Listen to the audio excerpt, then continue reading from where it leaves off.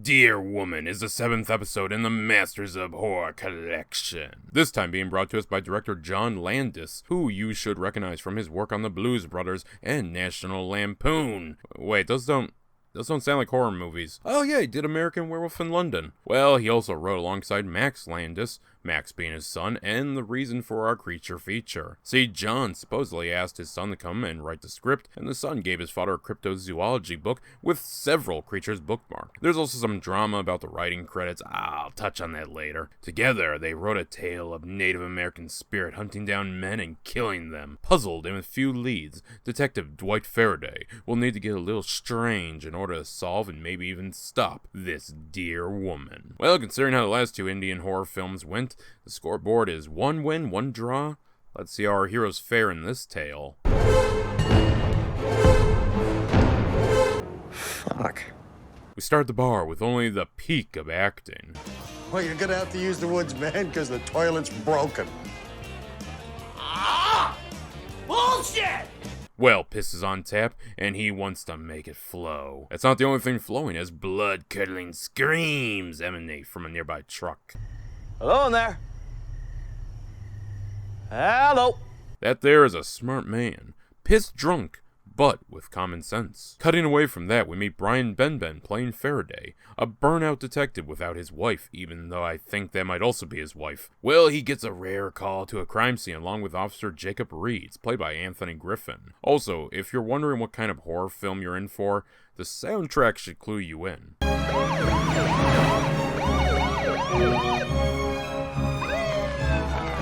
Ah, whimsical small-town mystery. A fine vintage. I'm somewhat joking, but compared to the last three, I really wish we got more fun tales like this one. There's even a decent helping of gore. Questioning the barkeep, he gets a description of the woman the trucker was last seen with. Sharp features, like she was perfectly carved. Like someone really took time making her. Okay, buddy, calm down. She can't be that hot. Hey-ya, baby. Okay, well, she's luring her next victim. Faraday has a conversation with the lab geek, Dana, played by Sonia Bennett. All he learns is that the man appeared to die to deer hooves and was in a state of arousal. Speaking of that, Miss Doesn't Say a Word is about to kill a man in a state of arousal. Kind of a dick move when you think about it. This is definitely my lucky day. That night, our detective lay in bed imagining scenarios. Maybe the woman used a deer leg as a bludgeon, or perhaps it was actually a deer. Retarded. Yeah, this scene goes on a bit too long, but the final scenario is hilarious.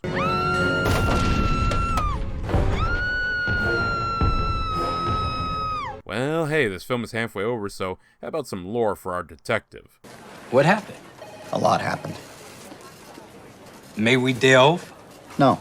Yeah, we really don't get much right away, but we get enough. Just as they don't get much when looking over the newest body, until a newer body shows up. Yeah, the body count is moving real fast, and the other detectives aren't warming up to Faraday's increased presence. I will admit he seems a little unconventional. Faraday, what the fuck are you doing? If we went from Dance of the Dead to this film, I would have such a higher opinion of season 1. Something random with a thief and arguing with the chief. Look, let's just get some free lunch at that Indian casino, okay?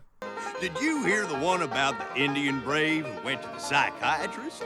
He said, "Doctor, I don't know if I'm a wigwam or a teepee." Sitting down, we get some juicy backstory. Seems Faraday used to have a partner, but while busting druggies, he's attacked, and when he fires, he shoots through the druggie and into his partner, killing them. Damn.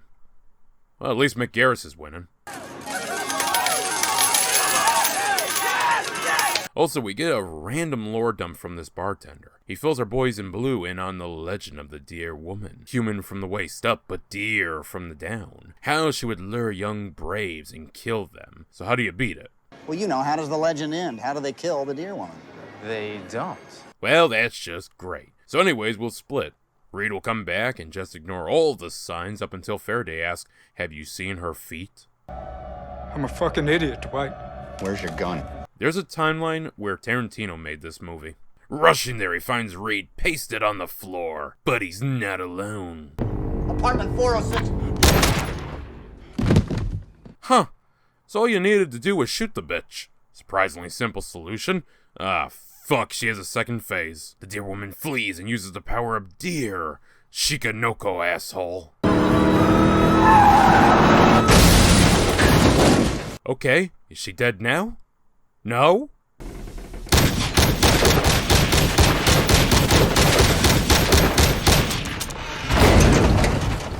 And yeah, the film just ends there. Sudden? Yes. Entertaining? Yes. Premiering December 9th, 2005 stateside, it would have a final DVD premiere in Finland, February 6th, 2008.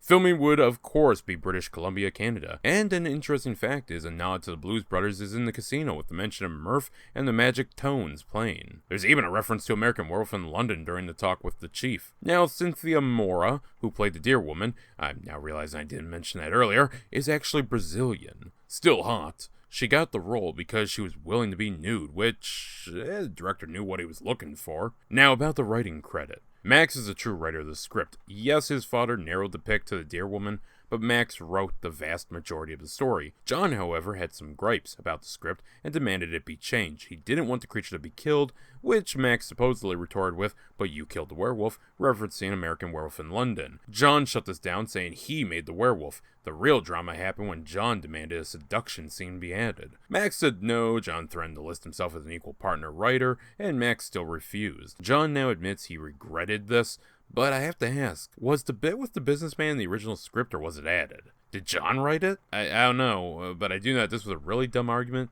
That was barely a seduction scene, and I'm pretty sure he didn't invent the werewolf myth. Also, not killing the beast leads to the end being abrupt. Just saying, John. Bullets seem to do damage, and then that happened. Drama aside, this was a fun film. Has a monster, has gore, has some jokes, and it's just plain fun. Like, it's actually funny, unlike Homecoming. Detective Faraday is a fun character, and honestly, this felt like it could lead to a fun spin-off all its own. Something about this specific niche just works so well. Though it does feel like it would benefit from an additional bit of runtime, I was happy with the final product, and hope to maintain this going forward in the films. I know Halloween is coming up, but we will be finishing Masters of Horror. Till next time, don't get caught in any headlights. Man, I gotta hit that.